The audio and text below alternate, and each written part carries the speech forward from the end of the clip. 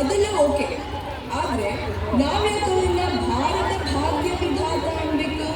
ಅಲ್ಲ, ಇಷ್ಟೆಲ್ಲ ಮಾಡಿದ್ದು ಈ ಗಂಡಸರಿಗಲ್ವೇ? ಹೆಣ್ಮಕ್ಳಿಗೆ ಅವ್ರು ಏನ್ ಮಾಡಿದ್ದಾರೆ? ನಾವೇ ನೋಡ್ಕೋಬೇಕು. ತಾಯಿ, ಈ ನೆಲದ ಋಣವನ್ನು ಆ ಮಹಾಪುರುಷ ವಹಿಸಿದ್ರು ಪ್ರತಿ ಹೆಣ್ಣು ಮಗುವು ಗೌರವದಿಂದ ಬದುಕು ಸಾಗಿಸುವುದನ್ನು ಮಾಡೋದನ್ನಿಲ್ಲ. ಅದು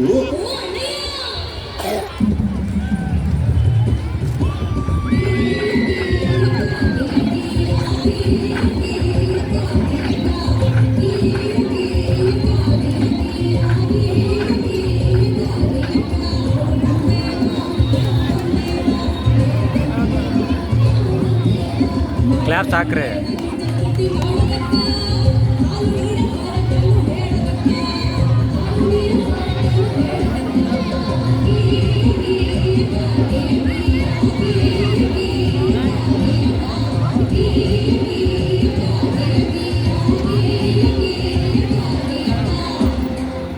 ಅಲ್ಲ ಅಣ್ಣಯ್ಯ, ಆ ಮಹಾಪುರುಷ ಹೆಣ್ಮಕ್ಳಿಗೆ ಗೌರವ ಬಾಯಿ ಕೊಟ್ಟ ಅಂತ ಎದೆ ಕುಡ್ಕೊಂಡು ಕಣ್ಣೀರಿತ್ತು.